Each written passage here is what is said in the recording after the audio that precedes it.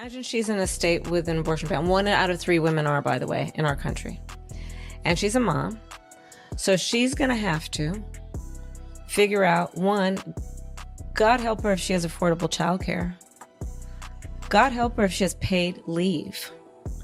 And then she's going to have to go to the airport, stand in a TSA line, sit on a plane next to a perfect stranger, to go to a city where she's never been, to receive the care she needs. She's going to probably have to get right back on that plane because she's got those kids. Her best friend's probably not with her because that's who's taking care of the kids. To get back in that TSA line, to get back on a plane, to go home. And that's all if they can even afford the plane ticket. Exactly. I don't understand how this helps her campaign. We get it. You're all for deleting children. But how does this convince blue-collar men in Michigan, Pennsylvania, North Carolina, Georgia, and Wisconsin that you're capable of getting inflation lower? The following program is rated TV MAL. It contains strong language and is intended only for mature audiences.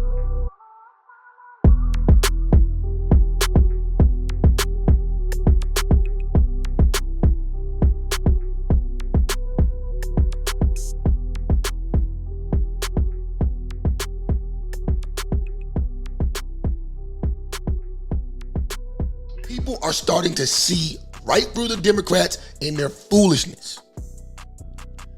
American men are the main group of people who have appeared to pretty much abandon this political party.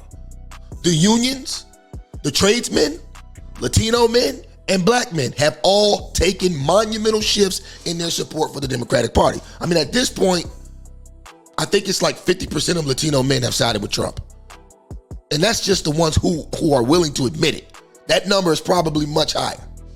Then we've got 20% of black men overall who are supporting Trump. And I know that number seems low. And yes, in the grand scheme of things, it might be. But you got to remember, 10 years ago, black men were around 94% in support of the Democratic nominee for president. It shrank a little bit with Hillary.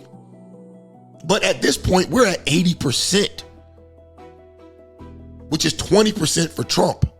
Now, what's even more alarming for the Democrats is the fact that black men under 50, that's right, black men under 50, it's now reported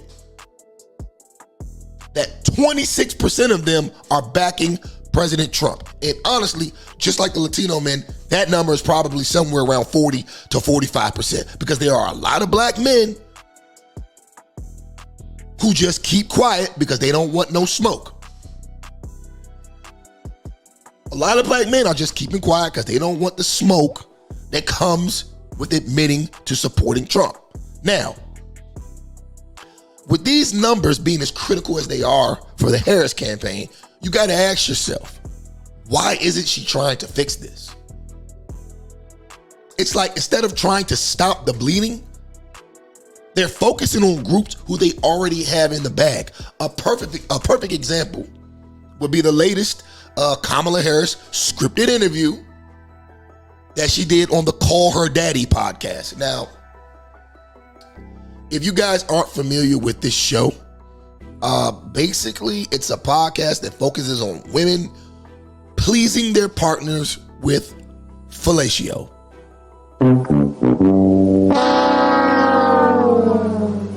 That's right. You can't make this up.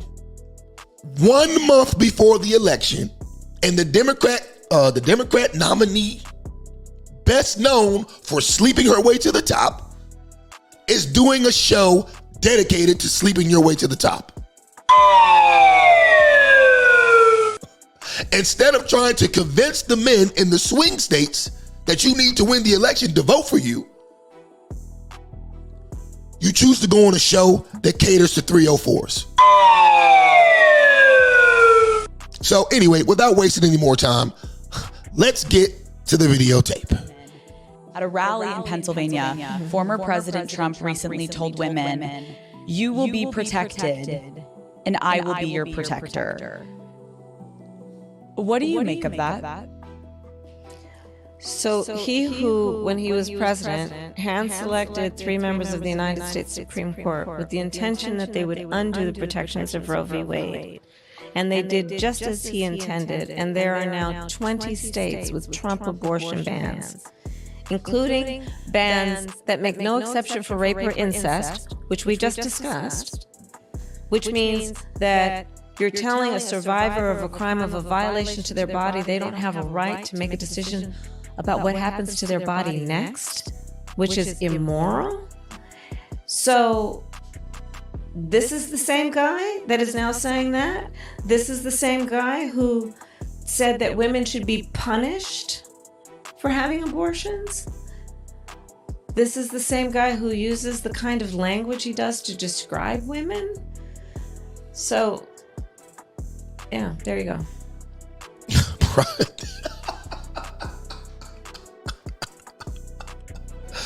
Oh my God, bro. This broad is so dumb. Let's go. I do want to focus on abortion for a moment because 2 years ago, Roe v. Wade was overturned and women lost their constitutional right to an abortion. I put out First of all, abortion is not a constitutional right. I don't know why people keep saying that. They're constitutional right. You do not have constitutional rights to delete your children. You do not.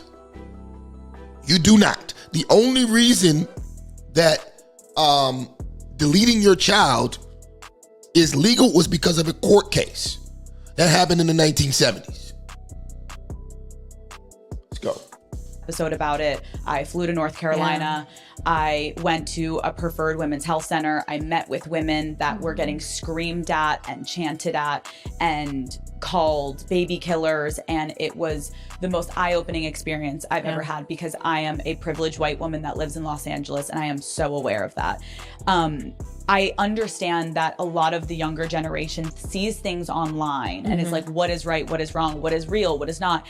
Can you explain and talk about what is actually happening to abortion access right now in this country? Yeah. So again, I thank you for what you've been doing and at the earliest stage of this and following the stories.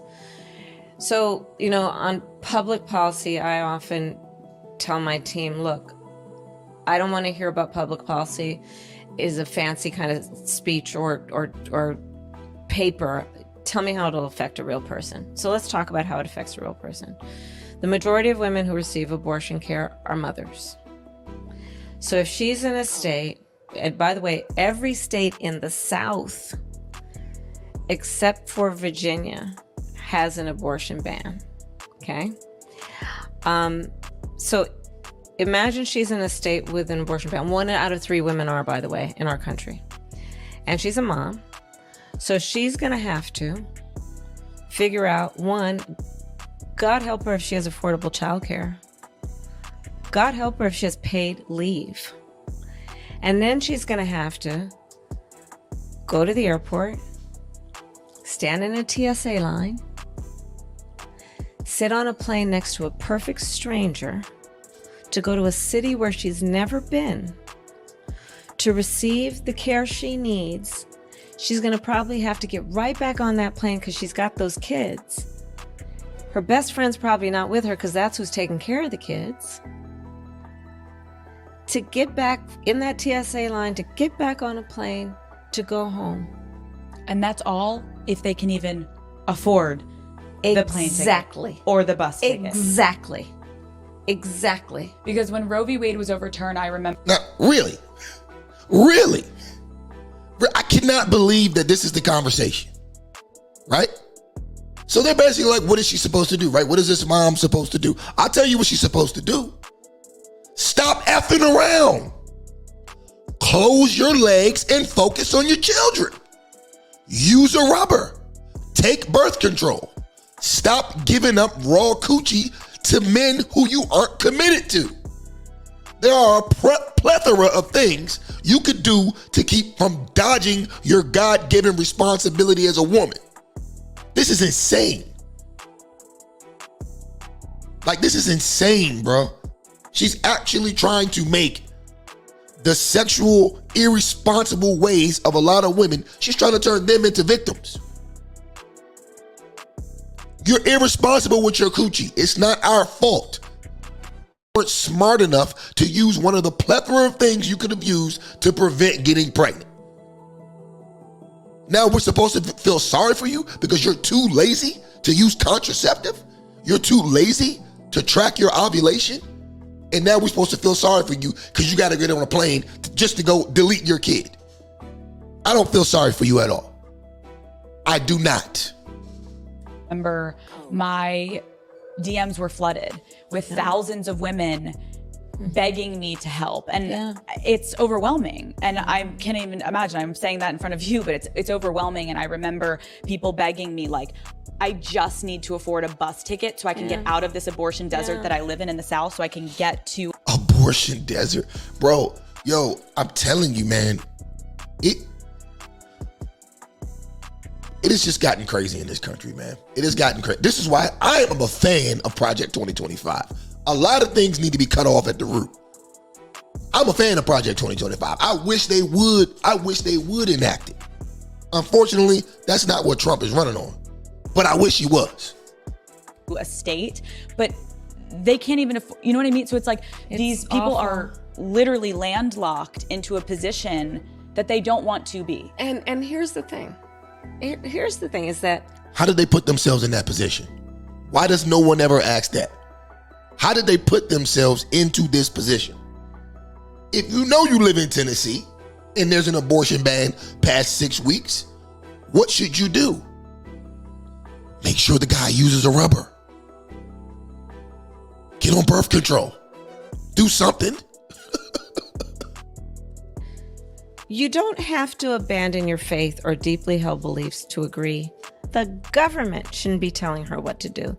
If she chooses, she'll talk to her priest, her pastor, her rabbi, her imam, but not the government telling you what to do. And that's what's so outrageous about it, is a bunch of these guys up in these state capitals are writing these decisions because they somehow have decided that they're in a better position to tell you what's in your best interest than you are to know what's in your own best interest.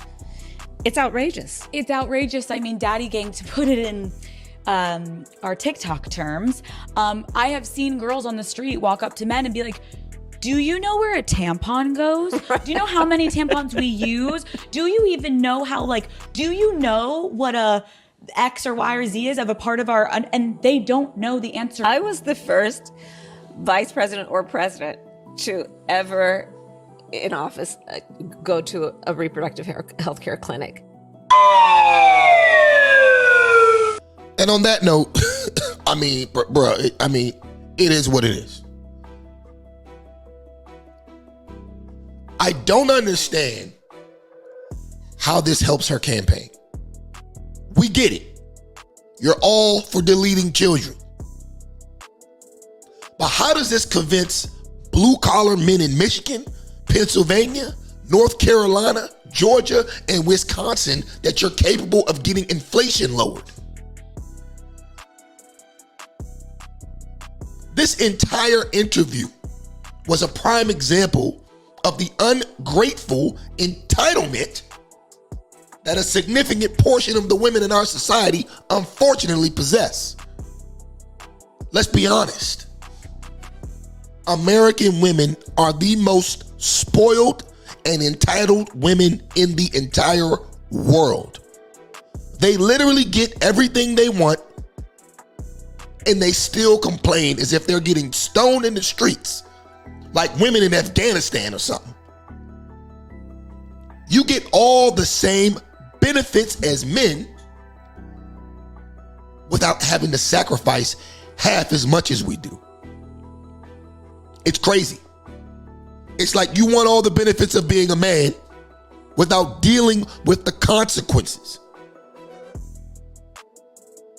A great example of that is this exact conversation. A great example of that. They're talking about abortion. You want to sleep around like men, but when you around and get knocked up, you can instantly dissolve yourselves of any responsibility. Do men have that right? No, we don't. Once we slip up, all the consequences are on us. And we have no say, absolutely no say in the situation. So if you think the average man with a medium level of testosterone gives two shits about you and your reproductive right to opt out of your sexual consequences, you got another thing coming. You got another thing coming. The issues that matter to us are the economy, inflation, immigration, foreign affairs, and energy costs. All that other noise is on the back burner. So yeah, Kamala's definitely dropped the ball big time.